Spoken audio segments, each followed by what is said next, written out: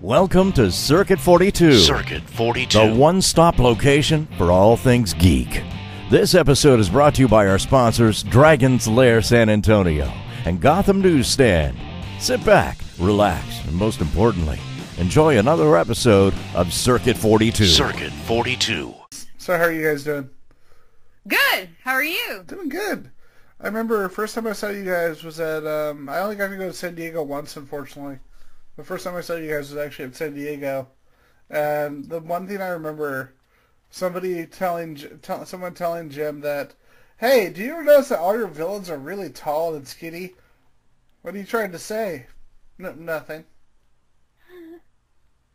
What villains? Which villains? No, it's just All villains? Yeah, well, at the time, said about the bad guys always being really tall and skinny. Oh. I was just talking about Kingpin. He's not too slender. Hello, Ian. How you doing? Doing good. Jim, I don't think you created Kingpin. He's in Daredevil. Oh, your villains are... Well, do you remember what year that was? 2007. 2007. So somebody asked me all the villains I create were tall and No, skinny. they were funny years. They're being punny. Oh, of course. They're being punny. Sure. Because I am tall and skinny, right? No. You're obviously 4 feet tall. We all know this. It's just cameras and real life. You draw what you know, I guess. So, how you doing today? I'm doing good. You're in Texas? Yeah, I live in San Antonio. Wow, what's the weather like? It's really nice. It's like 70, and like all the flowers are coming out. Like me and my girlfriend were driving to go get coffee before the show, and there's like flowers everywhere when you're on the highway. Very nice. So when do you get hit with the major heat? The heat's honestly not that bad in this area. Like, you get a little bit in the summer, but it's really not that awful in San Antonio. Wow, that's great. So go ahead. But yeah, I figured. Now, question. I know most of the time whenever we do interviews, people talk strictly about your work on tarot, but I actually wanted to talk about a little bit of just a little bit of history of your work leading up to that as well. Would that be okay? Yeah, actually, I thought this was just going to be a loose interview. We could even talk about Star Wars, movies, current. Heck yeah. Harry Potter. That's usually the interviews that I'm always interested in because I feel that anyone could read about my work on Catwoman or tarot but yeah, I'll answer any questions. That's fine. Oh, and before we start, Jennifer Zane from she's a friend of mine. She wanted me to let you know that you're a god. Yeah, she was actually. She used to work for Stan Lee. Actually, she created a comic book podcast for him. Oh, that's wonderful. When I said that I was interviewing you, she said she would have actually canceled her camping trip to be on the show if she hadn't planned out a month in advance. Wow. Yeah. Well, I'm honored. She could give a call. She could. Yeah. Her name's Jennifer. Yeah, Jennifer Zane. I'll send you a link to her Facebook. Yeah, I was going to say she could friend me. That would be awesome. It's always good to have another friend. There you go. Camping. Where's she camping? In the desert? Well, she lives in California. Oh, California. Even better. There you go. So you are not going to San Diego this year? Unfortunately, just can't make it. And there's so many shows I go to. Like, I'm actually cutting down a few cons short this year because I'm going to be heading down to Phoenix to see my friends and go to Phoenix Comic-Con again. I haven't been there in years. Wonderful. And, yeah, go ahead. Well, I was just going to say, I was just shocked in the last few years how much Phoenix Comic-Con's blown up. Well, that's great. That's great news. Oh, no, what were you saying? We ourselves, we basically do one a year, and this year we added London, which we just came back from. So it's unfortunate we can't get to Arizona or any others that we get invited to just because of our publishing deadlines. Well, yeah, I think a lot of people don't realize that you guys actually self-publish your book. Yeah, that's always amazing when I hear that. Or they think Holly writes it, or they think we send out our work. But yeah, we're Holly and I are both workaholics, so we tend to sort of have a schedule that we sort of meet every year, every day actually. And you guys said you were telling me that you've been doing it for, is it 16 years now? Correct. That's awesome. Something I wanted to ask about, because I remember, if I remember right, didn't when you told DC that you're going to be self-publishing this book with Holly, and then did they actually tell you, come back whenever you're ready, we'll bring you back? You know, it's so strange. I hear all these different stories about how this all came about. Basically in the year 2000. Are we starting the interview now, by the way? Is this it? Well, this is kind of how most of our shows go. Oh, okay. I didn't know if you were going to do an intro. Well, let's do an intro. So for those who don't know, those 5 people on the internet who do not know who these wonderful 2 people are, who are you and what do you do? Oh, I am Holly Golightly. I'm a comic book artist, publisher, and all-round Star Wars Harry Potter geek. That is very true. My name is Jim Balent. I'm a penciler. I'm an artist, storyteller. Currently, I created Tarot Witch of the Black Rose, which I am writing, penciling and inking the interiors, as well as coloring, penciling, inking all the covers. Holly, she does all the production work for the book, as well as the coloring for the interior. In the past, I've worked for DC Comics on the Catwoman series and some of the Bat books. So that's what I've been doing for the past couple decades. That's so cool. I've been doing kind of a comic book back catalog and going through trades and graphic novels that I have that I've never got to sit down and finish or sit down and start, because I've got a pretty decent sized collection. And I'm actually reading one that you worked on. That's Batman Contagion. Oh my gosh! Okay, sure. Yep. But it's so funny. Like we did a show called because I've never liked the blanket that concerns over comic books, mainly by people who didn't actually read comics from that decade, where it's like, oh, the 90s sucked, fire, so bad. What? Like it's just, and it's like, yeah, certain books did, and most of them were published between 1991 and 1993, and it was called the Image Boom. But there were a lot of talented people then. We had Dan Fraga, Scott Lobdell, and Devin Grayson on the show, so we could talk, 3 different people, and then I used 3 different voices. And I've always felt that DC, they really did come out the best. Like, they were kind of the opposite of the whole 90s comics stereotype. And, like, going back and reading this, like, a lot of the stuff still holds up really, really well. That's great to hear. Personally, I think there's so much out there to read and to enjoy. I always look at comic books as, let's say, ice cream, where if your favorite flavor of ice cream is vanilla, you'll go to that. If you don't like that flavor, you'll go to a different one. Same thing with comic books, movies, music. Novels, music. I think there's so much out there that you can enjoy. Try not to sort of get bogged down on what you may think was terrible. The 90s was great. The 80s was great. I go back to the 70s. I love the 70s books. I was younger back then, and so something that appealed to me back then actually still appealed to me now, because it was a sense of adventure, and I just love those storylines and the artwork. Yeah, I think it's kind of like you get imprinted on, like with music, what's the soundtrack of your life? I mean, both Jim and I are around the same age, so we grew up with Red Sonja and Conan, and Frank Thorne was my hero, and turns out that was also Jim's, one of his favorite artists. So it kind of imprinted on us, and that's definitely what makes our heart pitter pat, but someone else will get imprinted in the 90s or the 80s or whatever. So, you try not to poo-poo what their favorite music is, you know what I mean? Yeah. Unless it's country. It depends on the country. I mean, I like Johnny Cash or Patsy Cline. I mean, I don't count that. That's real. It's like, that's too good to be counted.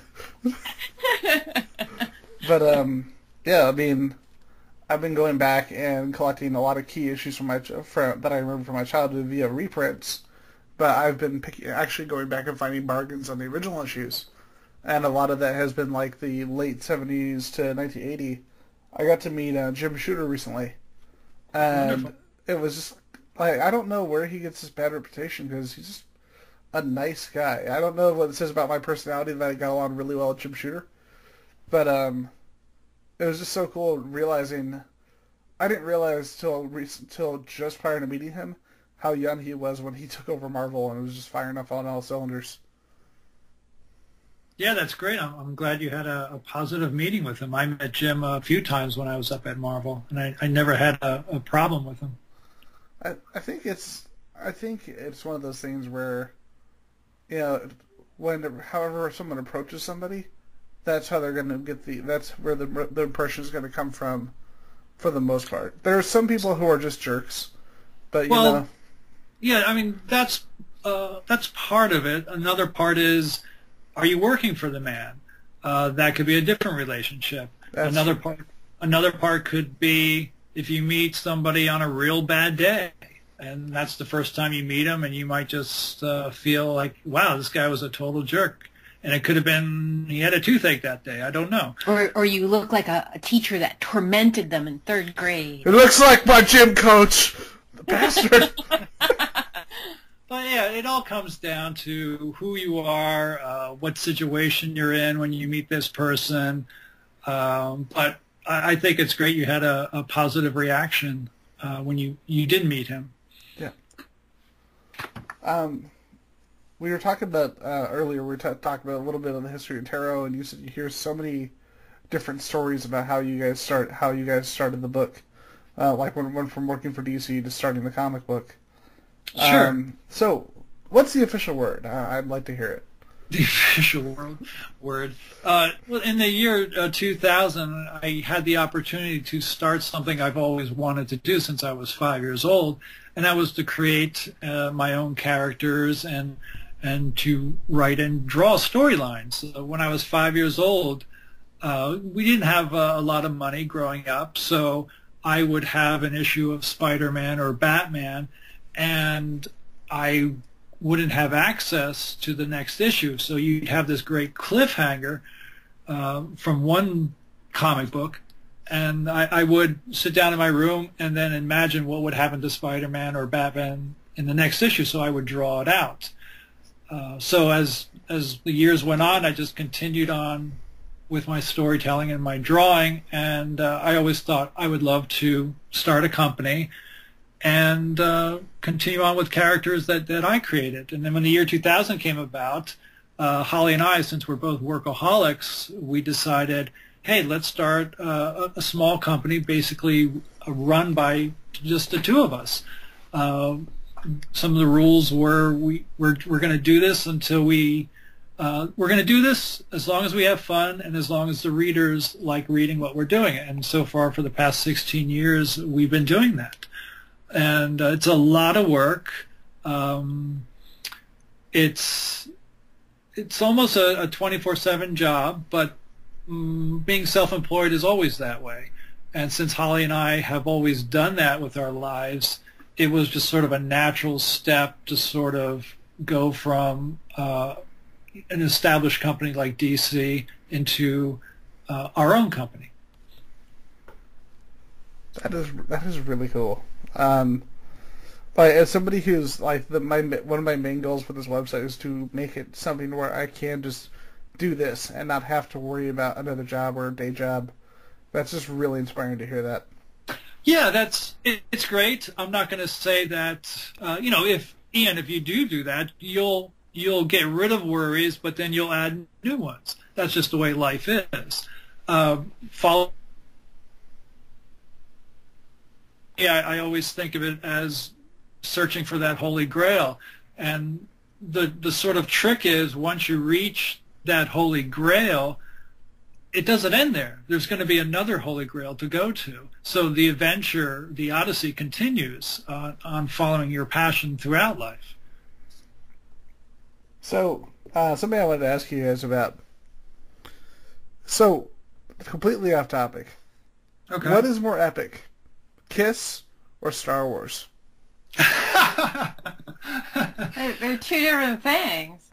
I know, but that's like the most prominent thing I see on your guys' pages is Kiss and Star Wars. Well, that's interesting because between the two of us, even though I'm a big Star Wars fan, I would have to say Holly is the bigger between the two of us. And when it comes to Kiss, I guess it's me who's the huge Kiss fanatic. Yeah, he's the Kiss fan. I am a Kiss wife. I'm like Lois on the Family Guy. Yeah. No, but that's there's something more to that because Holly does enjoy their music. I do. She does like meeting them. So it's not that I'm dragging her to a show. Oh, no. She's right there willing to sort of go, yeah, let's go. That's a lot of fun. And I think that's why we get along so well, even though we might have difference in our musical taste or other taste, we get along so well. And I think that worked well when we teamed up to do the company. But yeah, I mean, Holly, she'll talk to you about Star Wars. Musically, she's definitely into the English Beat and Howard Jones. I mean, she could tell you all that. Yeah, I like British music. I like British pop. I like ska, and punk and things like that. Holly designed some of the T-shirts for the English Beat. Yeah, that was cool. That's pretty awesome. Yeah. So I gotta ask, like, who are some of your favorite British bands, Holly? Oh, well, English Beat. I like Howard Jones, Thompson Twins, Duran Duran, Adam and the Ants, Adam Ant. Have you ever read Blue Monday by China Cluxton? Yeah. I actually scared China. Oh, okay, I need to hear the story. I'm a huge Adam Ant fan. I mean, I met him when I was 18. I mean, huge. I have a giant portrait of him in this studio right now that I painted when I was 17. And when I was a teenager, I used to kiss it before I went to bed and everything. Okay, so yeah, that's how weird I am. So when I saw her comic book, I didn't know who she was. So I started reading it, and I was like, woo. And we were doing tarot already. And at that time, it was early on, and I was modeling tarot. So at Comic-Con, I would wear the full tarot outfit, leather bikini, not much else. And I don't know, I must have seen a photo of her, or she was near us in a booth, and I was in full tarotness. And I went to acting school. I am in character. I saw her. I just lost it. I broke character, and I jumped at her. I went, "Oh my God, I love you!" And just her eyes, it looked like a Bugs Bunny. It was like, what? And I realized what was going on. I said, "Oh my God, I'm so sorry. I didn't mean to scare you." So yeah. I'm a big fan of hers. And I love the Jam too, and Style Council, and there you have it. It's all there in her work. So yeah, she's cool. See, I had to ask that because the moment you started mentioning British rock bands, and then it's like British rock bands, comic book, Blue Monday. Yes. Yep.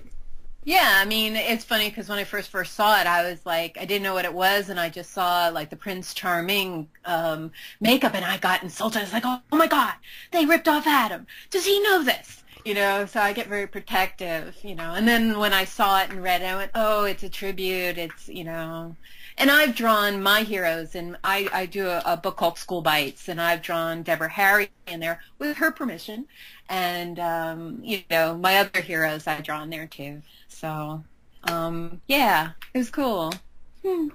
So, because we always have to have this bit in every interview, even though I'm a Tarot and School Bites reader, for those who don't know, those 5 people, tell us a little bit about Tarot and School Bites. What am I? Am I doing tarot or school books? Oh, if you could do both, that's great. Well, both of you. We're debating. Well, Tarot, Witch of the Black Rose is a supernatural adventure. I kind of say it's sort of Batman meets Xena on HBO. If you like fantasy, if you like strong women who are in charge and love fantasy art like Frazetta or Boris Vallejo or Julie Bell, this is definitely a book you need to pick up. And School Bites, I say, is Harry Potter meets Anne Rice with a lot of John Hughes in it. So it's more of a comedy, and it kind of is inspired by, and I think both of us are inspired by real life, what goes on in our real life, our friends, our family, things like that. I think that's something that readers may pick up on, is the honesty of our books, that it reflects sometimes everyday stuff or our past experiences. So they both reflect that. Yeah, that sounds real good. What are the names of those books again? I want to write that down. Tarot, Witch of the Black Rose, and School Bites. Awesome. And of course, there's also, for anyone who's met you or seen you, there clearly is the design influence on the two characters as well.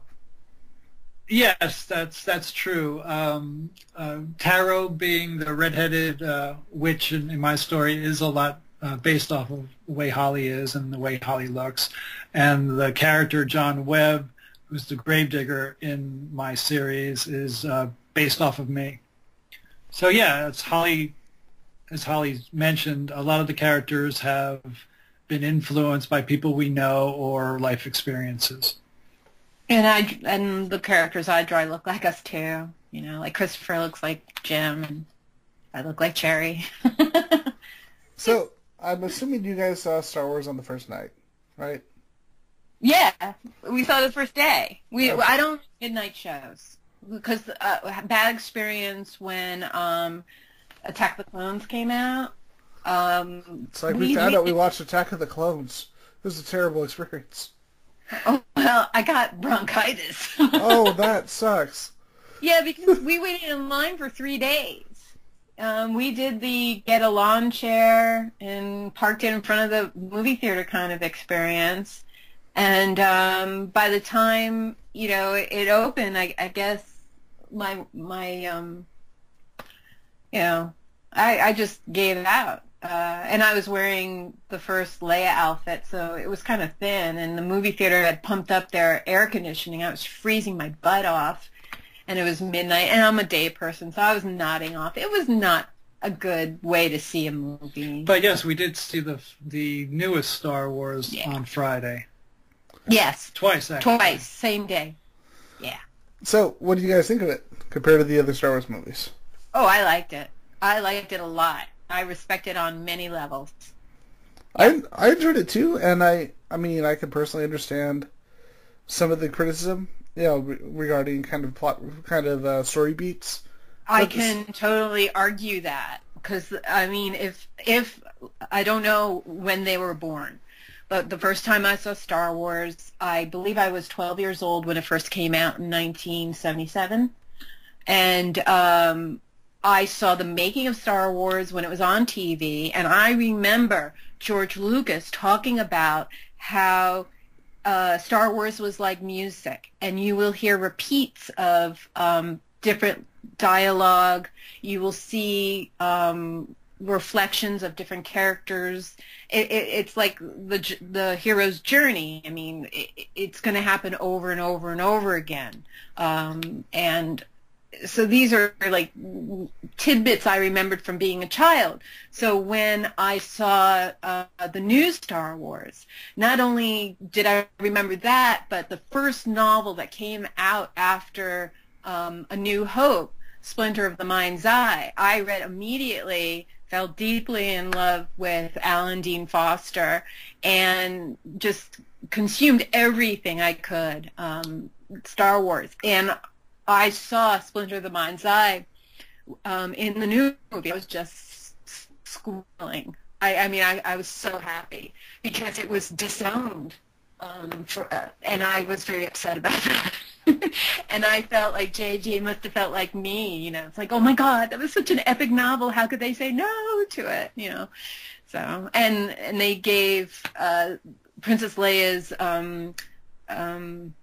lightsaber battle with Darth Vader like new life in the new movie, which I was very thrilled about. So I like that it felt like a real fight, you know, because the big issue with the prequels, of course, is that the fights felt too choreographed, and it felt more like people dancing instead of fighting, and this kind of brought back that real intensity. I mean, again, I don't think I'm a negative Nelly at all.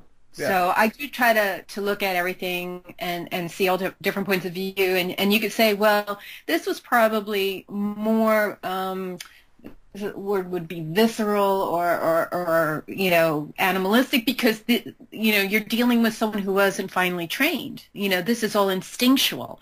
Where if you're talking about Qui-Gon and Darth Maul, these people were highly trained. You know, they were the masters of their craft. So you could see that being more of a ballet of violence. You know, so again, you know, I'm ready to debate like a more kinder, gentler side. You know, I might not have enjoyed the first three movies as much, but I can see the validity in the choices, and it is Lucas's baby. He's allowed to dress his baby however he wants. That's his thing, you know. So I respect that, and if I want to do something, I put it in my thing, you know. So I think people who get the most angry don't have a thing to dress up, so they've got to like dump on someone else's thing, you know. I think a lot of it falls from, like, I always tell people, you know, if you're going to be positive or you're going to be negative in your criticism, the thing that you always have to be is constructive. So that's why we've kind of fallen into what I call the Facebook generation, where a movie like Age of Ultron, which was a good, not great movie, everyone's like, oh, this movie sucks. It's like, oh, okay.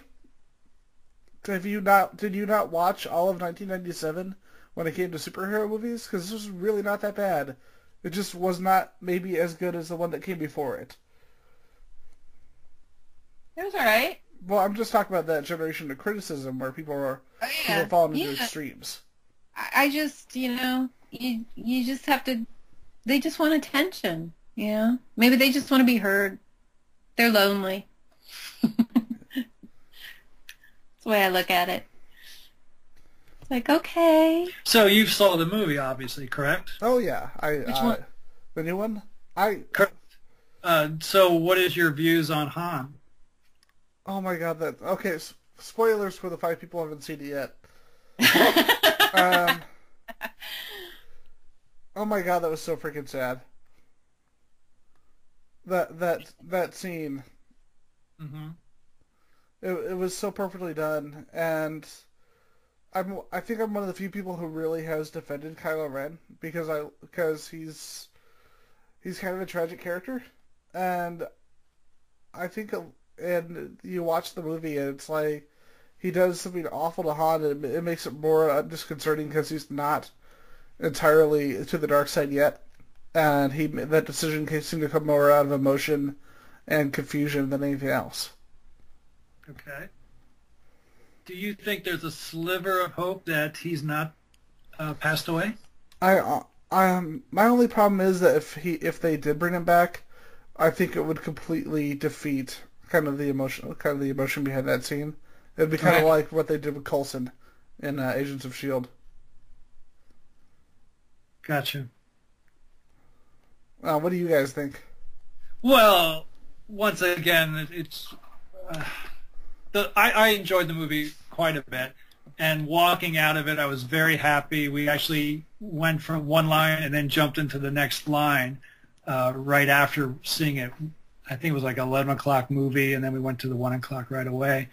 Yeah, the scene was very intense, which I think it was necessary.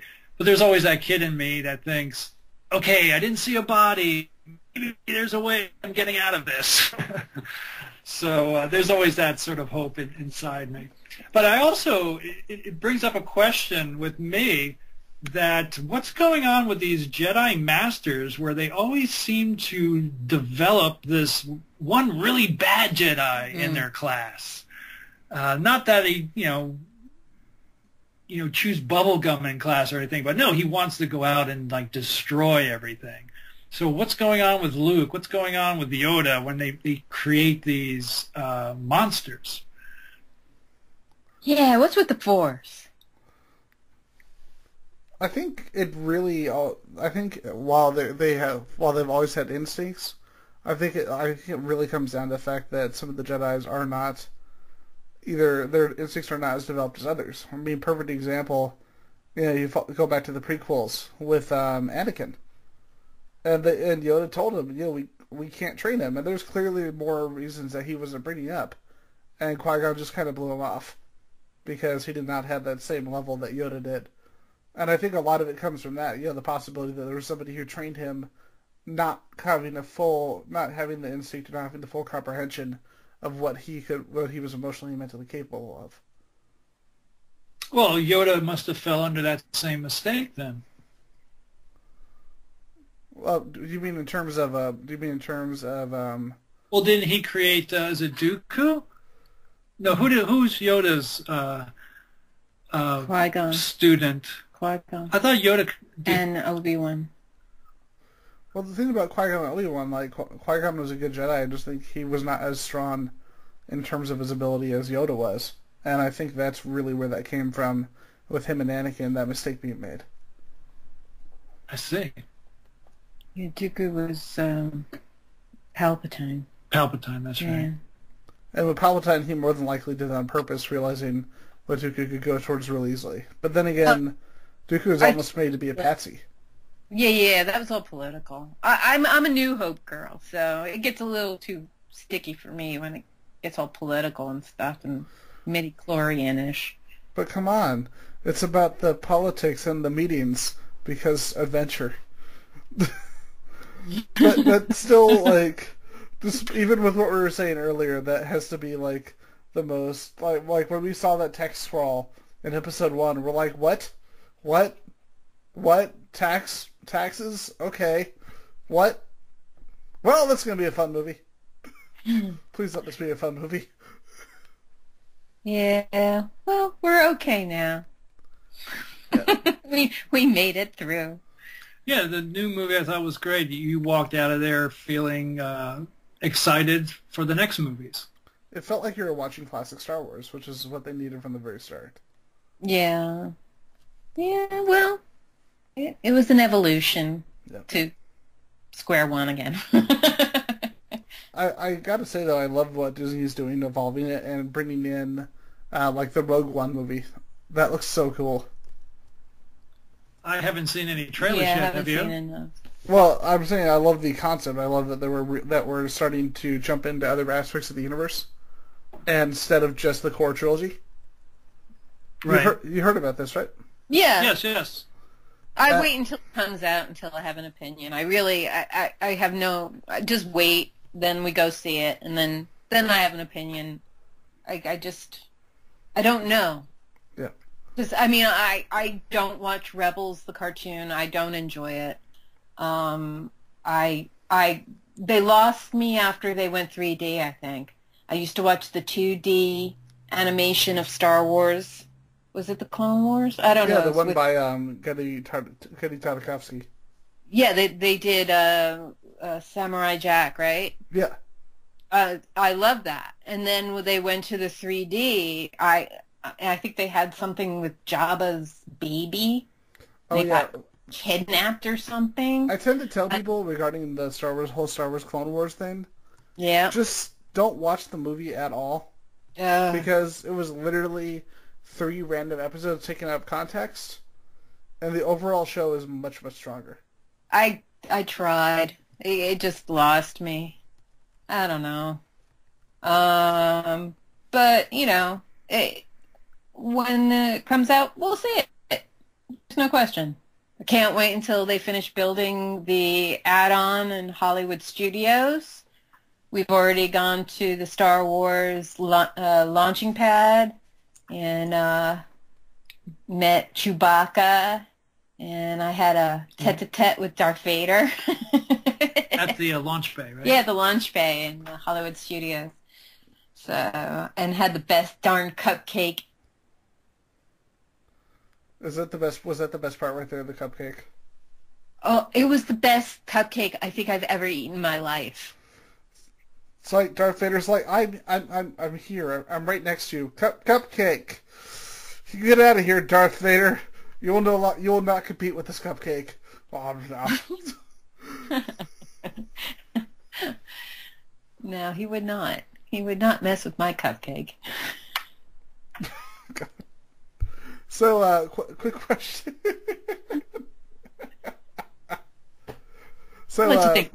So, here's a question for you. You guys have actually started. I noticed you guys have been doing more variant covers, like you did the Harley Quinn one, which I thought was really cool. Seeing you come back to DC again for that. Have you put any thought into actually doing any Star Wars work, considering that they're doing the Star Wars comics now with Marvel? Yes, of course. But the way I've always viewed projects, and this is the way I this is the way I do live my life and my art career, is I make sure that they could fit within a schedule. If I'm approached with a project, I basically ask what are the deadlines, and if I could squeeze it in, that would be great. There's been several times in the past where both Holly and we were approached to do sort of some of our, I would say, like geek projects where we just love to jump on that, but we just couldn't fit it into our schedule, so we would have to turn it down. Because we know that this is a business. It's not just for fun. To take on an assignment, whether it's Star Wars or any other character, no matter how much we love it, if we just couldn't fit it into our schedule, we just wouldn't take it on because it's just not fair to everyone around. I did a Star Wars themed magazine cover. No, you did, because it was right. You were able to fit into the schedule. So yeah. Yes, Holly has done some Star Wars work for magazine covers. Yeah. I don't remember the cover. I don't either. Oh, I remember the art, but I don't remember the name of the magazine. I'd have to look it up. But yes, to answer your question, yeah, we do take on other assignments outside of the Broadsword company that we started. It really depends on the deadlines of our schedule, their schedule, and how much we would love to work on that project. And Catwoman was one of them. It just fell into that slot where DC asked me to work on a variant cover for Catwoman and Harlequin, and I said, let me check my schedule. Sure, that sounds great. Sorry, once again, that was just nostalgicing on that, because I never expected to see that, because I just hadn't, like, I think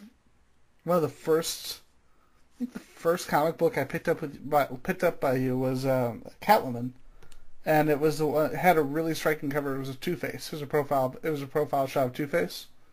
Okay. And that was like the first thing that I picked up where I first saw your work as a kid. Wow. Do you remember what issue that was? I think it was 40. I think it was number 40. Okay.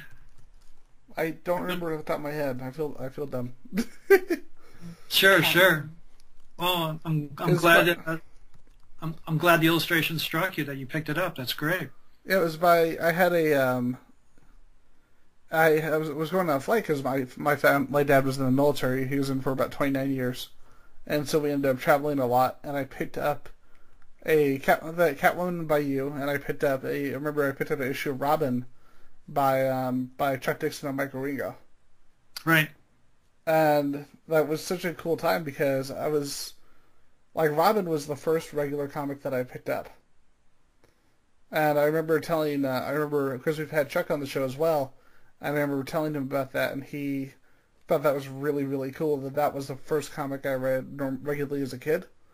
Right. And because of how they did the crossovers, like, a lot of people were like, crossovers, you have to read all these books. As a kid, I'm like, dude, this means I get to read more comic books. I had no problem picking up other books. But then again, that was when you're a kid and time is free. Right. It's not when you're an adult and you're like, Well, I have 10 minutes to set aside to read all these comics. Crap. Well, it was also interesting story on too, so Yeah. I'm sure it was very thrilling. It was actually Contagion, which is funny because I mentioned that I had only like 2 or 3 issues because when you're on a military base, your comic books come from the shopette, which is like a little store and gas station, and they'd carry a lot of comic books because there were a lot of soldiers there, and it was in Panama, so so there wasn't exactly a local comic book store in the area. Like Panama was not as developed as it is now. Right. And that was like my trend. Like we were in South Korea, not in 2002, but in 1991. So like Korea was very different, like 10 years prior. And so that was where one place to pick up the comics. So if there was a book that they didn't pick up, we didn't get that book. Right. But it's very cool going back later and getting to read the whole storyline from start to finish. Where before I had like 3 issues because they were carrying the Batman books, Robin and Catwoman. Right. Have you guys ever, now question, have you guys ever, I know you've obviously traveled internationally, but did you ever know about that in terms of that's how a lot of people, especially internationally, would actually get comic books, is just through the little commissaries, etc., in the military, on the military basis? No, to tell you the truth, I didn't know how the military received their comic books.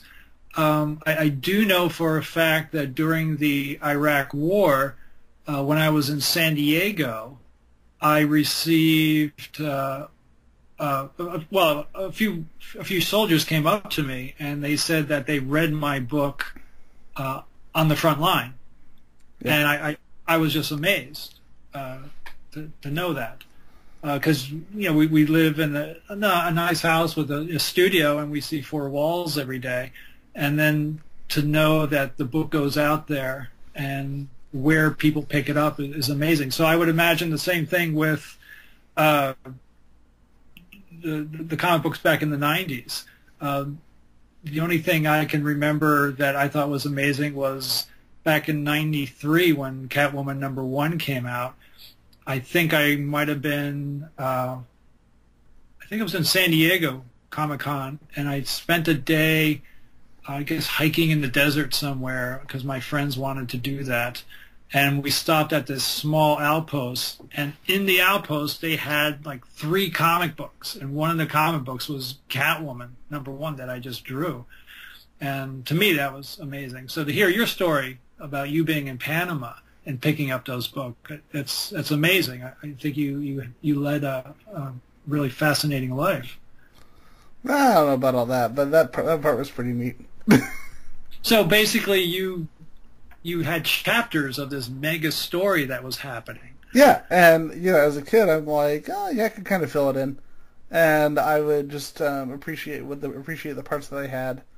And the good thing about that storyline in particular, and this is something I like about DC, was that they would give you enough background in the issue that you were reading to where you weren't totally lost. Great.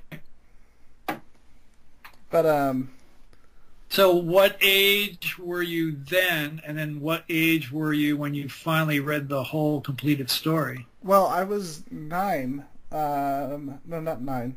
Yeah, I was 9 years old. 9 or 10, and now at the age of 31, I'm reading the entire story. For the first time? Yeah, for the first time, I'm reading the entire story. I picked up both trades, which, this one and the follow-up, which have actually become really hard to find. Especially the second one. The second one goes for like $50 to $100 because it's so difficult to find. And there's a local half price here. Clearly they didn't know what they had because they were just doing half off the regular cover price. And I'm like, yeah, those are mine. Well, But that's great to add to your collection. definitely, I think a big part of it comes from, like a lot of the people just getting the comics now. That's actually what I really like about the thing I like the most about comic movies becoming more prominent and more popular is that we've got a whole new audience going to check out comics that may not have even thought to know where to get them before, and now they're seeking them out. But I think of we're very much in like the opposite of where we were before in terms of the way comic sales are. Because back in the 90s, everyone was hunting down the individual issues because, every issue number 1 was a collector's item that would get all the kids through college. Sure. Yeah, totally. All those Superman 75s got everyone through college. But I don't think, and you can probably attest to this, I don't think people realize nowadays that trades really didn't sell nearly as well back in the 90s because people were trying to hunt down those individual issues because they assumed they were all going to be collectible in the far off future. Where nowadays it's kind of the opposite, and the trades are selling more. So certain books, like Contagion, they didn't really make that many volumes. They made more issues than they did the individual volumes. So why was there a shift in buying? I think it's because of the fact that, this is my opinion, I don't know. I think it's just because of the bookstores carrying more and more graphic novels too, that it kind of increased that accessibility. Mm-hmm. So because of that, someone could just go to a Barnes & Noble along with the comic book store and pick up a book that they wanted to get the entire thing right there. And because of that increased availability, just more and more books started being printed because of it. But that's just what I think. What about you guys? Well, I like floppies. I mean, we personally focus more on it's bi-monthly. We put out one every other month because we put lots of extras in the back that we don't reprint if we do a trade paperback. And I think the floppies are less expensive to enjoy. So I don't know. I personally like the episodic experience of, here's part of it, and now I have to wait for the next episode. Well, I also think that a lot of people enjoy comics differently, just like they enjoy their music. Some people will buy the whole album. Some people will just buy a song. Same thing with the comic book. Some people prefer to have the individual cliffhanger every month or every 2 months, whereas some people would just want the graphic novel of all 10 issues or all 5 issues. And what's interesting about reading a graphic novel as opposed to a monthly issue is if you are reading the, say, Contagion or any graphic novel that first appeared in a monthly issue, once you were finished with that first chapter, that first 22 pages, and you reached that first cliffhanger, you were waiting until next month to know what is going to happen. So there was this anticipation that was building, and like, oh my God, what's going to happen to Batman? What's going to be happening to Catwoman? How are they going to get out of this? What's going to happen in Tarot next? As opposed with the graphic novel, you could reach that climax or that cliffhanger and then just turn the page for the next month and go, okay, here's the rest of the story.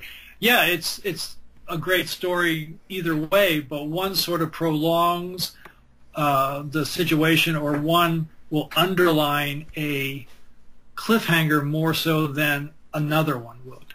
I think also when you create, I'm talking to Jim, tarot, you don't only do story arcs, you do one-shots. So what I talk with some of our readers, and they don't understand that they do not have to start at 1 to enjoy tarot. You could jump in on issue 60 or issue 50. There's many places that you could jump in. Like when I was a kid and I read Conan, I didn't find Conan number 1. I found, I don't know, just a Conan, and I read it, and I was like, oh my God, this is great. I need to find more adventures. And then I would go back and I would wait for the new ones. It was just, for me, it was more exciting that way than just to have, a book. I kind of liked that it was alive, and that next month I'd get some new blood in this experience. So that's just the way I enjoy comic books. And I try to encourage people to experienced that with tarot because, you know, they're always like, oh, when are you going to reprint this trade, or when are you going to do the trade? Just don't wait for that. Just jump in. Have the fun. It can start now. You don't need to wait. That's actually sorry. That's it. That's how I actually introduced one of my friends. Like, all he knows is Marvel and DC. So I've been trying to introduce him to as much as possible. And the two things I just thought, oh, you know, let's get these from him. And I grabbed a copy. I grabbed a copy of an issue of Tarot, and I grabbed 2 issues of Lady Death. And I said, here, you'll like these. And he said, oh, who made these? They did. Here.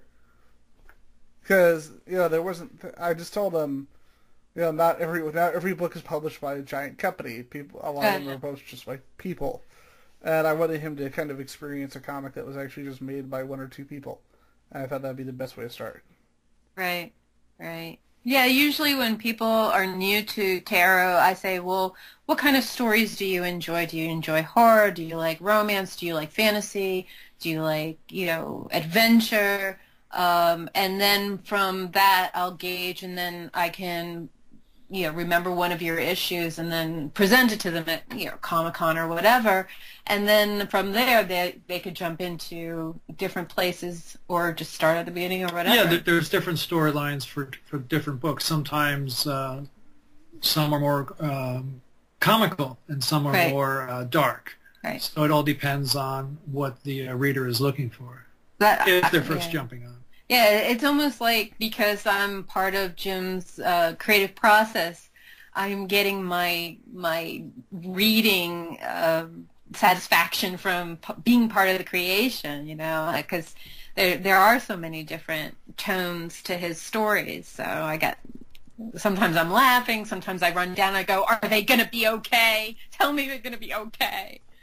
So I get very committed and involved, even though I'm part of the process. So I just gotta step into something real quick, because if you remember a while back, there was a issue of Tarot that they ended up becoming kind of a meme, and that was my favorite line: "Samantha Brown, you have to get out of here. Your vagina is haunted." That's true. It was. So, what was your guys' reaction? Did you expect that to blow up like it did, and just end up everywhere? No. No. It's I've seen it pop up from time to time, just like the photograph of me dressed as Darth Vader holding the Gene Simmons axe base. That's been popped up as memes several times. But with that issue, it was a panel that was I thought was a very funny line, a very funny situation. It was said by a character who was trying to be a hero, but it just came out the wrong way. And no, to be honest, I never created it or wrote it, and I thought, oh, this is going to be all over the internet. I don't write that way. I don't draw that way. It just, people pick up on certain things, and whether it's positive or negative, I still think it's funny that they choose that particular panel out of the thousands I've drawn to sort of focus on. I think you've drawn more than 1,000. That's true. The thing I love about it is that, like, the reactions that I've seen to it, it's always been, you know, the people they always love it, and it never comes off. Like, even people I know, like, who've never heard of tarot, I'll show that to them and they'll start laughing, and they say, you know, it's clearly meant to be silly. And they enjoy it because of that. There's never been, I've never seen like a caustic reaction to it or anything like that. And same with the comic book. Like, even the people I know who are kind of stuck with like their specific style books that they read, etc. Even the people I've met who will tell me, oh, it's not my cup of tea, they'll still say it's a really fun comic book. Sure, and matter of fact, there are several women who've come up to me at San Diego who would bring that particular issue up and have me sign it to them.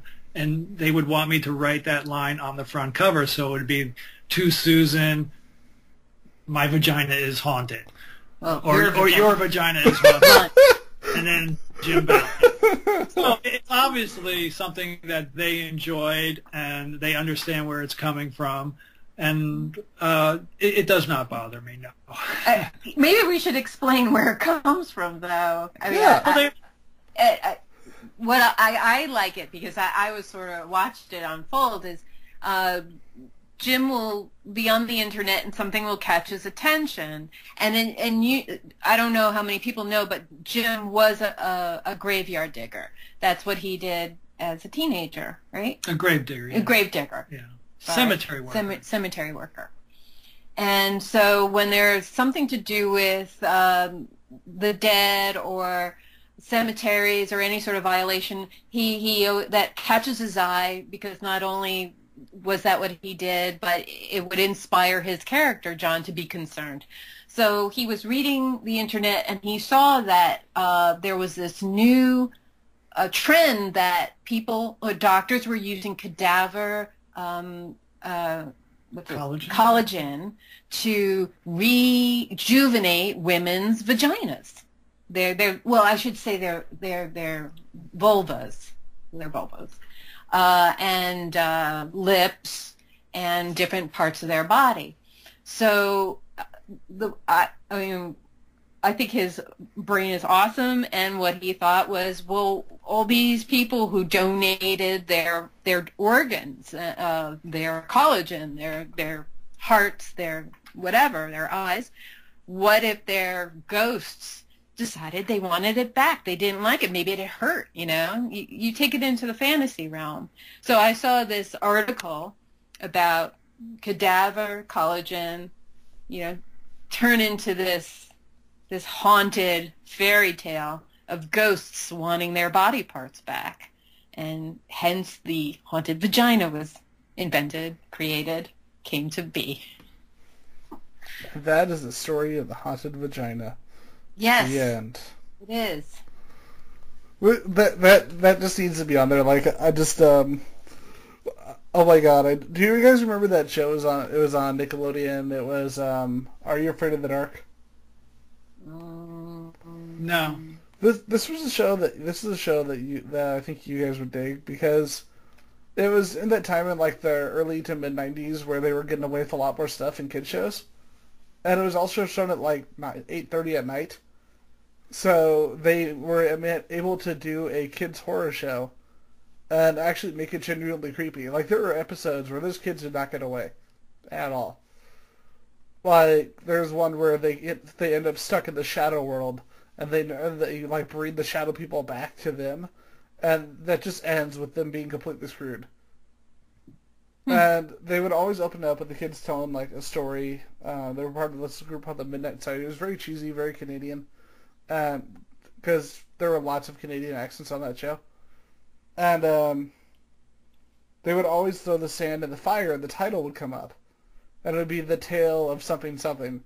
And now I'm just picturing them throwing the sand into the fire and the tale of the haunted vagina coming up out of the clouds. Okay. Sure. We need to Photoshop. You rejuvenate your vajayjay. All right, and now as we come along to Tales of the Haunted Vagina, before we bring the show to a close, was there anything else that you guys would like to talk about? Well, we're going to be doing an appearance in San Diego Comic-Con. That's this July. Booth number 1715. So if you're in the area, please drop by just to say hi. And also in September, Tara will be reaching issue 100. So definitely check that out, because it's a milestone. And it's for two people who've done it for 16 years, who've never missed a publishing deadline, which I'm very proud of, is something that we're quite pleased to announce. Yep. That is so cool. I'm so happy for you guys, because I know I know how much of a while it's always fun, I know how much of an uphill battle something like that can be, and it's just really awesome. Thanks. That the issue 100 will be printed or in the stores September. Yep. Of this year. That's my birthday too. Sweet. But totally timed it, right? That's right. Yes. I'll be working on my birthday. 16 years ago, we said, okay, what can we publish on Holly's birthday? Yeah. Issue 100. I make her write, draw, color, letter, and edit it. And put the camera on. Oh, I don't edit. That's Neil. I just letter, color, do the production. That's enough. Yes. That's a lot of work. Yeah. We So, need fresh eyes. and where can people find you? Sorry. And if you don't see us at Comic-Con, you could always meet us at Orlando and Harry. Heck yeah.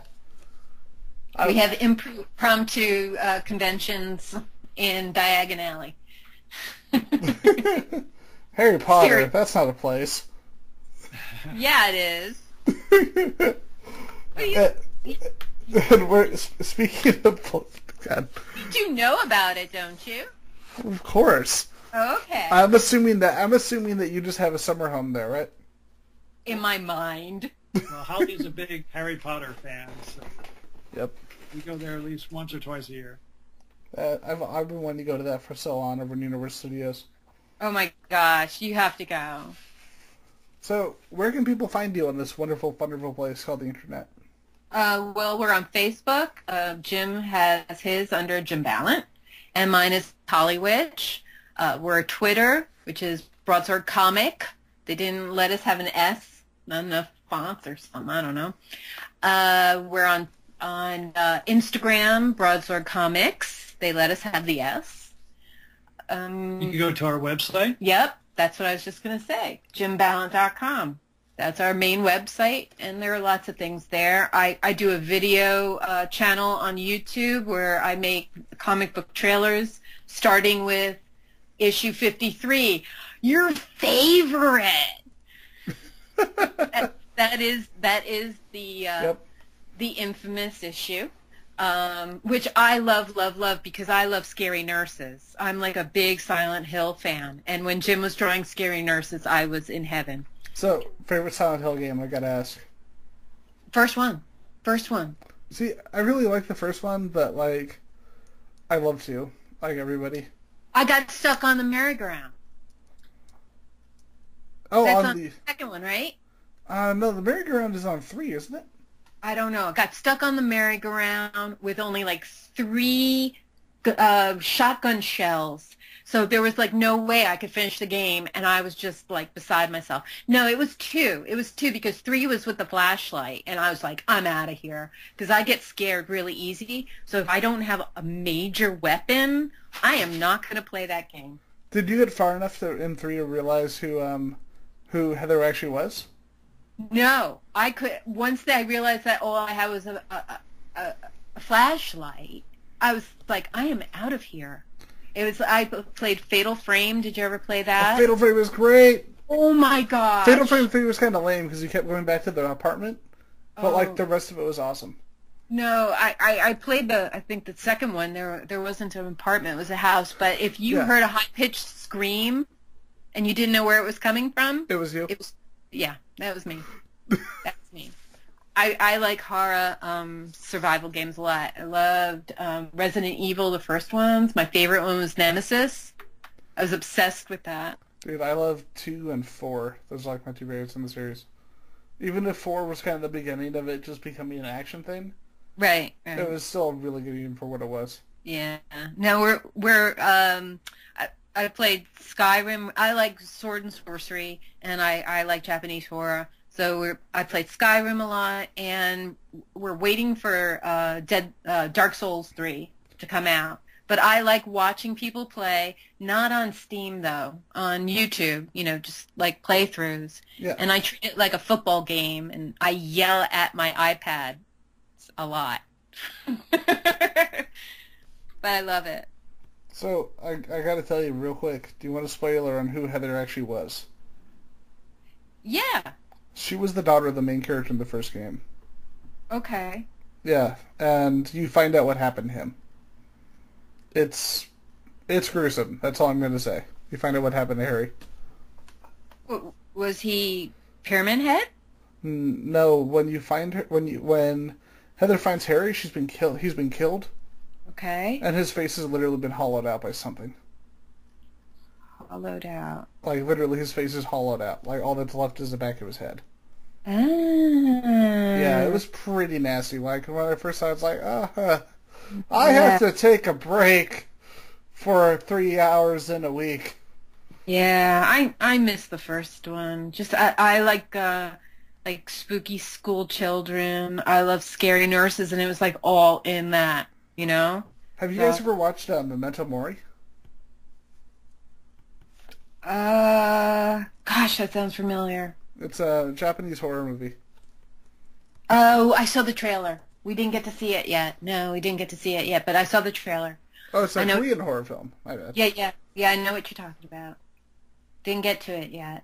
The last horror movie we saw, I think, was Babadook. Oh, Babadook is freaking great. Oh, thank you. Thank you. I agree. Did you ever see, was it After Life? It's After, period, Life. No, but I've heard of it. Yes. Very good. If you like Babadook, I think you really love that. Oh, is that the one with Liam Neeson? Yes, it is.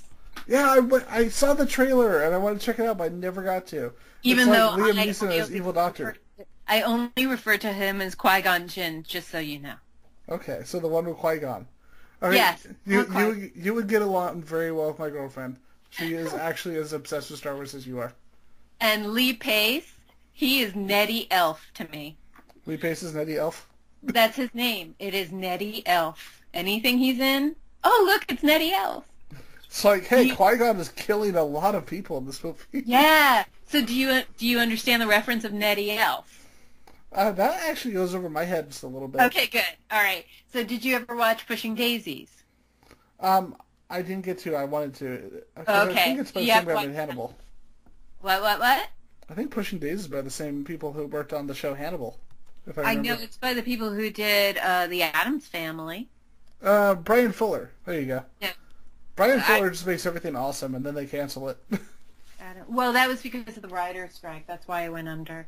But he plays a character named Ned on Pushing Daisies, Lee Pace. And then he's in The Hobbit as an elf. So, Nettie Elf. That's there kind you of, so deep. Right? Freaking symbolism.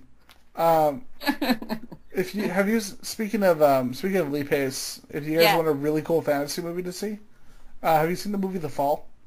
Yeah. That movie is awesome, and I don't understand why no one knows what it is. I don't know. Maybe they didn't have Netflix. That's the way we saw it with that little kid. Yep. It was good. It's not my favorite, but it was good. I like. Visuals, though. Yeah, it's good. It wasn't bad. I don't understand though. Like, I looked up that director and I'm like, oh, what's he got coming out now? And it's like Mirror, Mirror, and Immortals, and it's like, stop that. Mirror, Mirror. That's the one with the mirrors. I have a fear of mirrors, by the way. Oh no, Mirror, Mirror was the one. You know how that one year they had the two Snow White movies? They had Snow White and the Huntsman. Oh, I saw that. Movie. Yeah. It was okay. I had it on while I was working. It was better to have on while you're working. Yeah, so you can kind of half hear it instead of actually watching the movie. Yeah, it was okay. The one movie, what I love are the movies where you've seen them so many times that you don't actually need to be watching them to know exactly what's happening. And you know what the best thing is to turn around and watch it and go, what? Because I do that too. I'll listen to a movie for like a year, and then I'll have time to actually watch it, and I go, oh my God, is that what was happening? Well, I was saying, say, Army of Darkness or Empire Strikes Back. Those are two movies I've seen so many times that I can just, walk around the room and do something clean and not have to get distracted at all because I know every line of dialogue and what it relates to. Right. Yeah. All right, and with that, unfortunately, we have to bring the newest episode of Geeks4Comics to a close. It was really, really great having you guys on, and honestly, I'd love to have you guys on for some of our topic shows because we talk about video games, comics, movies. So whenever you're available, it would be really cool to have you guys on again. That would be great. Thank you for the invitation. Thank you. And all right, and with that, we bring the newest episode to a close. You guys keep reading comics, especially read tarot, or we're going to get you, because Haunted Vagina.